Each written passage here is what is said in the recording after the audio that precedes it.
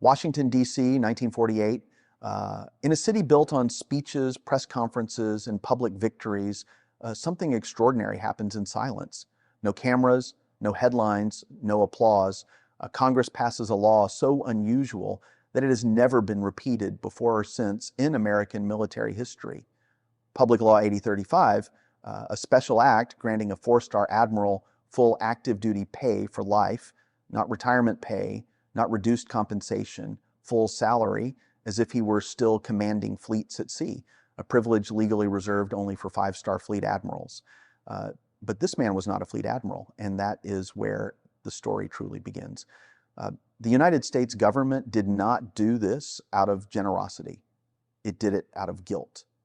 Because 3 years earlier, in December 1945, the Navy had made one of the most politically driven decisions of the Second World War. A decision so wrong that it haunted the Pentagon long after the war ended. A decision that denied recognition to the man who had done more than almost anyone to break the power of the Imperial Japanese Navy. His name was Admiral Raymond Spruance.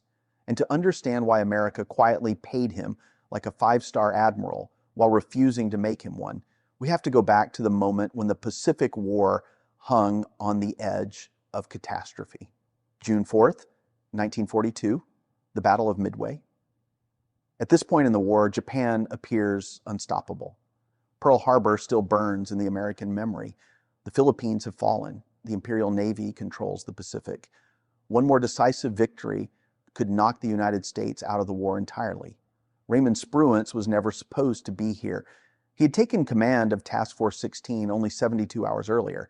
Admiral William Halsey, the aggressive and famous fleet commander, had fallen ill with shingles and was rushed to the hospital. There was no time to groom a replacement, no margin for error. Spruance, quiet, analytical, and largely unknown to the public, was suddenly responsible for the most important naval decision America had ever faced. Across the ocean, 4 Japanese fleet carriers were moving toward Midway. Veteran air crews, battle-tested commanders, a doctrine that had already crushed every navy it faced. Spruance studied the reports, the distances, the fuel limitations, the timing. And then he saw the problem. Standard naval doctrine said to wait, coordinate all aircraft, launch fighters, torpedo planes, and dive bombers together in one massive, perfectly synchronized strike. That doctrine was safe, orderly, textbook. But Spruance realized something terrifying. If he waited, the window would close. The American aircraft had limited range. The Japanese carriers were maneuvering. Every passing minute increased the chance that Japan would strike first. If that happened, the war could be lost in a single morning. At 7 o'clock that morning, Spruance made a decision that would almost certainly kill American pilots. He ordered the aircraft launched immediately, not together, not coordinated, but as they were ready, piece by piece. He knew exactly what he was doing. The F-4F Wildcats and the TBD Devastators were operating at the absolute edge of their fuel capacity. Even the longer-range SBD Dauntless dive bombers were gambling with empty tanks. If the Japanese carriers were not found, dozens of American air crews would run out of fuel and disappear into the Pacific. Spruance accepted that risk because every minute he waited increased the chance that Japan would destroy his carriers instead. Between 10:20 and 10:25 that morning, history changed forever. American dive bombers dropped through broken clouds and found the Japanese fleet at the worst possible moment. Aircraft on deck, fuel hoses connected, bombs exposed. In 5 minutes, 3 Japanese fleet carriers, Akagi, Kaga, and Soryu, were burning wrecks. A 4th, Hiryu, would sink later that day. In the span of 5 minutes, the offensive power of the Imperial Japanese Navy was shattered. Naval historians would later call it the most decisive 5 minutes in Pacific naval warfare. Raymond Spruance did not celebrate. He did not give speeches. He did not claim credit. He simply moved on to the next problem. That was his nature. His staff called him the electric brain. He could calculate complex tactical problems faster than anyone else in the Navy. He rarely raised his voice. He never performed for an audience. When reporters tried to interview him, he walked away. And that, more than anything else, would cost him his 5th star. Because while Spruance was winning wars with logic and restraint, another admiral was winning headlines. Admiral William Bull Halsey was everything Spruance was not. Loud, aggressive, charismatic. He spoke in quotable lines that newspapers loved. He projected confidence and fury. He looked like what Americans expected a war hero to look like. After the Doolittle raid in April 1942, when Army bombers launched from his carriers to strike Tokyo, Halsey became a national icon. His image sold war bonds. His words filled front pages. To the American public, he was the Navy. Inside the service, however, the contrast between the two men could not have been sharper. Spruance planned carefully. He protected his mission. He refused to chase glory. Halsey attacked aggressively, sometimes recklessly, trusting that boldness itself would bring victory. For a while, both approaches seemed to work. But as the war grew larger and the stakes higher, those differences would collide, and the consequences would shape history. And it would all come down to a single battle where publicity mattered more than performance. That battle was still ahead. By 1944, the Pacific War had transformed into a grinding machine of steel, air power, and logistics. The United States Navy had grown into something no nation had ever fielded before, a moving city of carriers, battleships, cruisers, destroyers, and supply ships stretching across the ocean. At the center of this vast force stood two men who could not have been more different, yet were bound together by the Navy's strange command structure. Raymond Spruance and William Halsey alternated control of the same fleet. When Spruance commanded it, it was called Fifth Fleet. When Halsey took over, the very same ships became Third Fleet. The arrangement was designed to keep commanders fresh, but it also created a direct comparison between two philosophies of war. Spruance planned deliberately, executed methodically, then handed over a stable situation. Halsey inherited that stability and pursued decisive blows with raw aggression. In June 1944, Spruance commanded Fifth Fleet during the Battle of the Philippine Sea. It would become the largest carrier battle in history. Japanese planners believed they had found a way to defeat him. Their aircraft had longer range. Their pilots could use island airfields at Guam and Tinian as refueling points. The plan was simple: lure the American fleet westward, away from the invasion beaches of Saipan, and strike from a distance Spruance could not reach. It was a clever plan. It would have worked against many commanders. It failed against Spruance. Instead of charging west into the open ocean, Spruance stayed put. He understood the mission: protect the invasion force, let the enemy come. He turned his fleet into a wall of radar, fighters, and anti-aircraft fire. When the Japanese air arm attacked, they were slaughtered. More than 400 Japanese aircraft were destroyed for minimal American losses. Naval aviation historians would later call it the Great Marianas Turkey Shoot. Japan never recovered from that day. But there was a problem. Spruance's victory did not look dramatic. There were no burning carriers caught on film, no desperate last stands, no heroic charges. His aviators complained he had been too cautious. Admiral John Towers demanded his relief. The criticism reached Washington. Spruance was defended by men who understood war rather than headlines. Chester Nimitz stood by him. Ernest King stood by him. Kelly Turner trusted him completely. History would later prove them right. Had Spruance advanced aggressively that morning, American aircraft would have flown into the concentrated anti-aircraft fire of Japanese surface ships twice, once outbound, once returning low on fuel. But in 1944, Nuance did not sell newspapers, and then came October. October 24th, 1944, Leyte Gulf, the largest naval battle in history. This time, William Halsey commanded Third Fleet. The Japanese had learned from Midway and the Philippine Sea. They knew Halsey's personality. They knew he could not resist carriers, so they built a trap designed specifically for him. A decoy force of Japanese carriers, nearly empty of aircraft, steamed north of the Philippines. Their mission was not to fight, but to be seen, to draw Halsey away, to pull the American fleet north.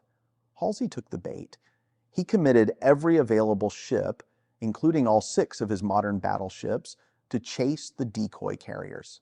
In doing so, he left San Bernardino Strait completely unguarded. Through that narrow passage came the Japanese center force. 4 battleships, including the massive Yamato, 6 heavy cruisers, and supporting ships. They emerged directly into the path of Taffy 3. Taffy 3 was not a battle fleet. It was a small group of escort carriers, destroyers, and destroyer escorts, so lightly armed ships designed to support landings, not fight battleships. What followed was one of the most desperate and heroic actions in American naval history. Destroyers charged battleships. Escort carriers fled under fire. The USS Gambier Bay was pounded by heavy guns and sank, becoming the only American carrier sunk by naval gunfire during the entire war. The landing fleet at Leyte came within minutes of destruction.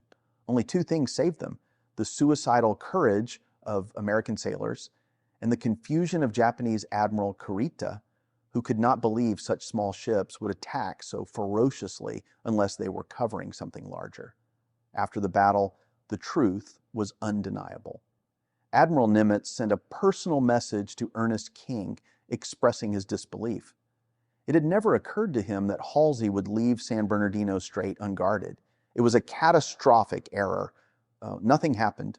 Halsey was not relieved. He was not formally reprimanded. He did not lose command.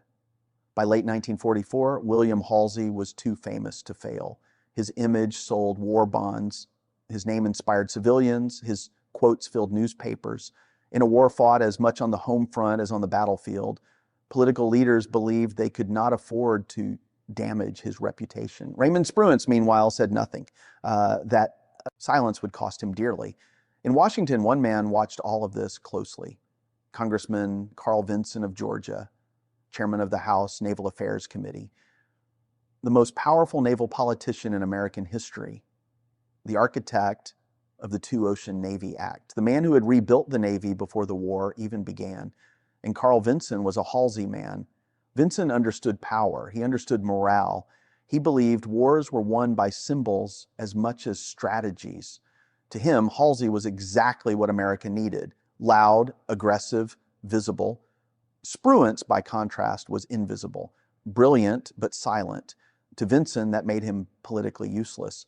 When Congress created the 5-star rank of Fleet Admiral in December 1944, the Navy was allotted 4 positions. 3 were obvious: William Leahy, Ernest King, Chester Nimitz. That left 1. 2 men stood behind it. Inside the Navy, many believed Spruance deserved it. Admiral King himself leaned in that direction, but Vinson moved.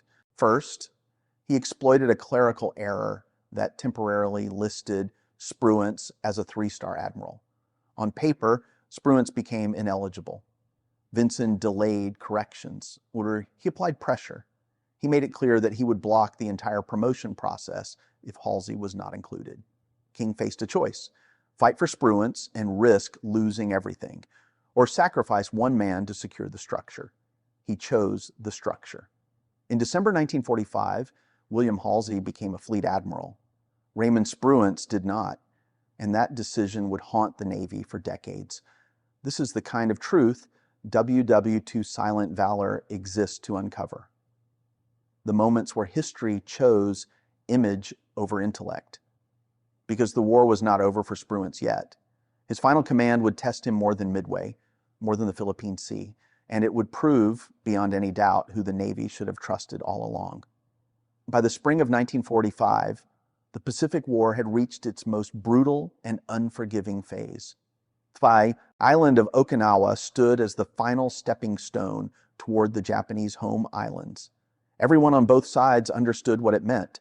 If Okinawa fell, invasion would follow. And if invasion followed, the casualties would be unimaginable. Raymond Spruance was given the job no one wanted. He returned to command 5th Fleet for the invasion of Okinawa, the largest amphibious operation of the Pacific War. The scale was overwhelming. More than 1,300 ships, over 180,000 assault troops. The logistical complexity rivaled and in many ways exceeded the invasion of Normandy. Spruance was responsible not only for landing the troops, but for keeping the entire armada alive under sustained attack. The Japanese responded with desperation. They unleashed kamikaze attacks on a scale the world had never seen. Not isolated suicide strikes, but organized waves designed to overwhelm American defenses. Between April and June 1945, kamikaze aircraft sank. 36 American ships and damaged hundreds more. Nearly 5,000 American sailors were killed. Spruance did not panic. He adjusted formations, rotated radar pickets, managed fighter cover. He treated the battle not as a spectacle, but as a problem to be solved. His flagship, the heavy cruiser Indianapolis, was struck by a kamikaze in late March. The explosion killed men on deck. Spruance did not leave the bridge. He simply transferred his flag and continued issuing orders. Weeks later, the battleship New Mexico was hit. This time, the explosion occurred just feet from where Spruance stood. 54 men were killed. Witnesses expected shock. Instead, they saw the admiral calmly pick up a fire hose and assist damage control teams before returning to his briefing. When the fires were out, he visited the wounded, then resumed command as if nothing had happened. And that was Raymond Spruance. By June, Okinawa was secured. The cost was horrific, but the mission was complete. The invasion fleet survived. The Navy had endured the most intense air assault in its history and held firm. On May 27th, William Halsey arrived to relieve Spruance. Fifth Fleet became Third Fleet once again. The same ships, a different admiral. Halsey would command them through the final weeks of the war. On September 2nd, 1945, aboard the battleship Missouri in Tokyo Bay, Japan formally surrendered. Halsey was present, so he represented the victorious combat commanders. Spruance was not there. He was already in Guam, planning the invasion of Japan, an invasion that would never happen. In November, Spruance relieved Chester Nimitz as Commander-in-Chief of the Pacific Fleet, the highest operational command in the theater. He held it for 3 months. Then quietly, he was reassigned to become president of the Naval War College in Newport, Rhode Island. It was an honor, but it was also an ending. The Navy sends its greatest minds to the War College when it no longer needs them at sea. Spruance understood that message. He transformed the institution, reshaped its curriculum, and trained the officers who would later fight in Korea and beyond. But he never forgot what had happened. He never complained publicly. He never lobbied. In private correspondence, he revealed his character. He wrote that if he could have received the 5-star rank alongside Halsey, that would have been fine. But if he had received it instead of Halsey, he would have been unhappy. That was not false humility. They were friends. They had alternated command for years. Spruance did not want honor at the expense of another man. But Congress knew the truth, even if they could not admit it openly. So in 1948, they passed Public Law 8035, a unique act granting Spruance full active duty pay for life. No explanation, no precedent, no repetition. Inside the Pentagon, everyone understood what it was, an apology. American intelligence officers had already heard the verdict from the enemy. Interrogations of captured Japanese admirals revealed consistent answers. They understood Halsey. They could predict him. They built traps for him, and sometimes he walked straight into them. Spruance frightened them, not because he was reckless, but because he was reliable, logical. He did not abandon primary missions for secondary targets. He protected what needed protecting. He destroyed what needed destroying in exactly that order. Chester Nimitz summarized it perfectly. Halsey was a sailor's admiral. Spruance was an admiral's admiral. Attempts were made to correct the mistake. After Carl Vinson retired from Congress, proposals surfaced to promote Spruance posthumously. Each attempt failed. The official position remained unchanged. He had been adequately honored. No further action was required. In 2001, another effort was made. It died quietly in committee. Raymond Spruance passed away in 1969 at his home in Asunti, Pebble Beach, California. He was 83 years old. He had served as ambassador to the Philippines. He lived a quiet life, no spotlight, no speeches, just as he had lived during the war. He did not need a fifth star to defeat the Imperial Japanese Navy. Midway and the Philippine Sea remain among the most decisive naval victories in history, but the fact that politics denied him that recognition remains one of the Navy's most uncomfortable truths. The story is not about medals. It is about how history is shaped and sometimes distorted by visibility rather than value. If you believe Raymond Spruance deserved that fifth star, write your thoughts in the comments. Share the story so others understand what really happened. And if you want more stories like this, the quiet victories, the buried truths, stay with WW2 Silent Valor. Because sometimes the most powerful men in history are the ones who never asked to be remembered.